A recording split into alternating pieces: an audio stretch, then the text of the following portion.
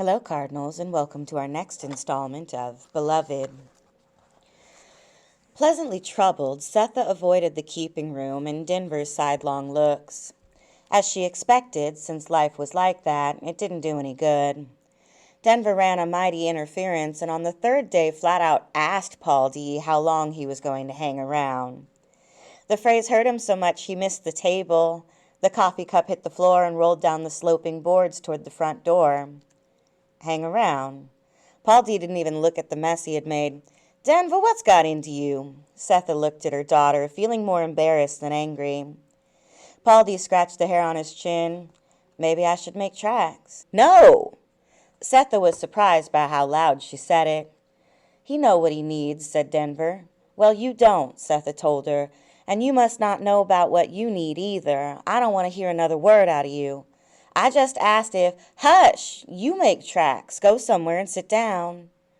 Denver picked up her plate and left the table, but not before adding a chicken back and more bread to the heap she was carrying away. Paul D. leaned over to wipe the spilled coffee with his blue handkerchief. I'll get that. Setha jumped up and went to the stove. Behind it, various cloths hung, each in some stage of drying. In silence, she wiped the floor and retrieved the cup, and then she poured him another cupful and set it carefully before him. Paul D. touched its rim but didn't say anything, as though even thank you was an obligation he could not meet, and the coffee itself a gift he could not take. Setha resumed her chair, and the silence continued. Finally, she realized that if it was going to be broken, she would have to do it. I didn't train her like that. Paul D. stroked the rim of the cup. And I'm as surprised by her manners as you are hurt by 'em. Paul D. looked at Setha. Is there history to her question? History? What you mean? I mean, did she have to ask that or want to ask it of anybody else before me? Setha made two fists and placed them on their hips. You as bad as she is. Come on, Setha. Oh, I am coming on. I am. You know what I mean. I do, and I don't like it. Jesus, he whispered. Who? Setha was getting loud again. Jesus, I said Jesus. All I did was sit down for supper and I get cussed out twice. Once for being here and once for asking why I was cussed out in the first place. She didn't cuss. No, felt like it. Look here, I apologize for her. I'm real. You can't do that. You can't apologize for nobody. She got to do that. Then I'll see that she does, Setha sighed. What I want to know is she asking a question that's on your mind, too? Oh, no, no, Paul D., oh, no. Then she's of one mind and you another, if you can call what is in her head a mind, that is. Excuse me, but I can't hear a word against her. I'll chastise her. You leave her alone. Risky, thought Paul D., very risky. For a used-to-be slave woman to love anything that much was dangerous, especially if it was her children she had settled on to love. The best thing he knew was to love just a little bit, everything just a little bit, so that when they broke its back or shoved it in a croaker sack, well, maybe you'd have a little love left over for the next one.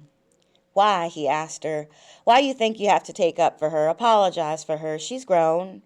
I don't care what she is. Grown don't mean nothing to a mother. A child's a child.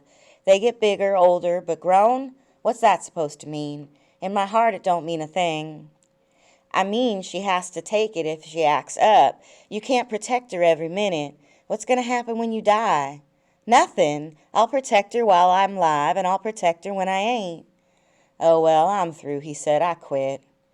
That's just the way it is, Paul D. I can't explain it to you no better than that, but that's the way it is. If I have to choose, well, it's not even a choice. That's the point, the whole point. I'm not asking you to choose. Nobody would. I thought you could. There was some space for me. She's asking me.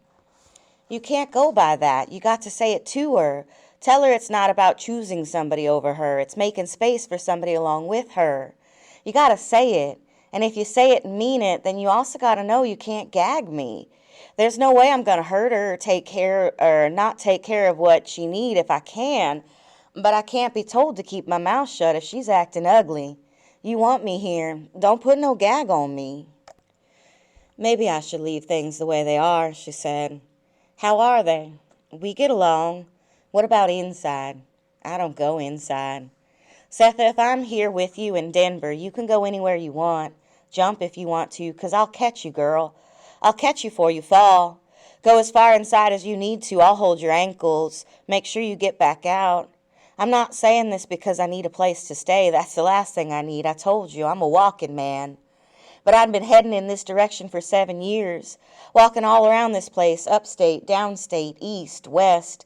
I've been in territory ain't got no name, never staying nowhere long. But when I got here and I sat on the porch waiting for you, well, I knew it wasn't the place I was heading toward. It was you. We can make a life, girl, a life. I don't know. Leave it to me. See how it goes. No promises if you don't want to make any. Just see how it goes, all right? All right. You willing to leave it to me? Well, some of it. Some, he smiled. Okay, here's some. There's a carnival in town. Thursday, tomorrow. It's for coloreds. And I got $2. Me and you and Denver gonna spend every penny of it. What you say? No, is what she said. At least what she had started out saying. What would her boss say if she took a day off? But even when she said it, she was thinking how much her eyes enjoyed looking at his face. The crickets were screaming on Thursday, and the sky, stripped of blue, was white hot at 11 in the morning. Sethia was badly dressed for the heat, but this being her first social outing in 18 years, she felt obliged to wear her one good dress, heavy as it was, and a hat. Certainly a hat. She didn't want to meet Lady Jones or Ella with her head wrapped like she was going to work. The dress, a Goodwill cast-off, was a Christmas present to baby Suggs from Miss Bodwin, the white woman who loved her. Denver and Paul D. fared better in the heat, since neither felt the occasion required special clothing. Denver's bonnet knocked against her shoulder blades. Paul D. wore his vest open, no jacket, and his shirt sleeves rolled above the elbows. They were not holding hands, but their shadows were. Setha looked to her left, and all three of them were gliding over the dust, holding hands. Maybe he was right. A life. Watching their hand-holding shadows, she was embarrassed at being dressed for church. The others, ahead and behind them, would think she was putting on airs, letting them know she was different because she lived in a house with 2 stories. Tougher because she could do and survive things they believed she should neither do nor survive. She was glad Denver had resisted her urgings to dress up, rebraid her hair at least. But Denver was not doing anything to make this trip a pleasure.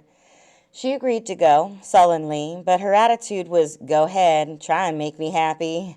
The happy one was Paul D. He said howdy to everybody within 20 feet, made fun of the weather and what it was doing to him, yelled back at the crows, and was first to smell the doomed roses. All the time, no matter what they were doing, whether Denver wiped perspiration from her forehead or stooped to retire her shoes, whether Paul D. kicked a stone or reached over to meddle a child's face leaning on its mother's shoulder, all the time the 3 shadows that shot out of their feet to the left held hands.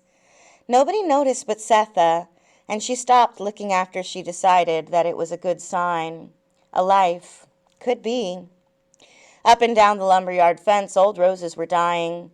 The sawyer who had planted them 12 years ago to give his workplace a friendly feel, something to take the sin out of slicing trees for a living, was amazed by their abundance, how rapidly they crawled all over the stake and post fence that separated the lumberyard from an open field next to it, where homeless men slept, children ran, and once a year carnival people pitched tents.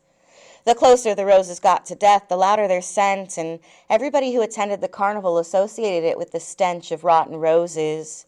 It made him a little dizzy and very thirsty, but did nothing to extinguish the eagerness of the colored people filing down the road. Some walked on the grassy shoulders, others dodged the wagons creaking down the road's dusty center. All, like Paul D., were in high spirits, which the smell of dying roses that Paul D. called to everybody's attention could not dampen. As they pressed to get to the rope entrance, they were lit like lamps. Breathless with the excitement of seeing white people loose, doing magic, clowning, without heads or with 2 heads, 20 feet tall or 2 feet tall, weighing a ton, completely tattooed, eating glass, swallowing fire, spitting ribbons, twisted into knots, forming pyramids, playing with snakes, and beating each other up. All of this was advertisement, read by those who could and heard by those who could not. And the fact that none of it was true did not extinguish their appetite a bit. The barker called them and their children names, pickaninnies free, but the food on his vest and the hole in his pants rendered it fairly harmless. In any case, it was a small price to pay for the fun they might never have again. 2 pennies and an insult were well spent if it meant seeing the spectacle of white folks making a spectacle of themselves. So although the carnival was a lot less than mediocre, which is why it agreed to a colored Thursday, it gave the 400 black people in its audience thrill upon thrill upon thrill. One-ton lady spit at them, but her bulk shortened her aim, and they got a big kick out of the helpless meanness in her little eyes. Arabian Nights dancer cut her performance to 3 minutes instead of the usual 15 she normally did, earning the gratitude of the children who could hardly wait for Abu Snake Charmer, who followed her. Denver bought horehound, licorice, peppermint, and lemonade at a table manned by a little white girl in ladies' high-top shoes. Soothed by sugar, surrounded by a crowd of people who did not find her the main attraction, who in fact said, "Hey Denver," every now and then, pleased her enough to consider the possibility that Paul D wasn't all that bad.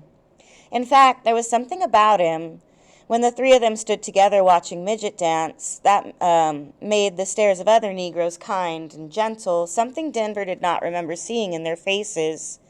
Several even nodded and smiled at her mother, no one apparently able to withstand sharing the pleasure Paul D was having. He slipped his knees when Giant danced with Midget, when Two-Headed Man talked to himself. He brought everything Denver asked for, and much she did not. He teased Setha into tents she was reluctant to enter, stuck pieces of candy she didn't want between her lips. When Wild African Savage shook his bars and said, "Wah, wah," Paul D told everybody he knew him back in Roanoke. Paul D made a few acquaintances, spoke to them about work he might find. Setha returned the smiles she got. Denver was swaying with delight. And on the way home, although leading them now, the shadow of 3 people still held hands.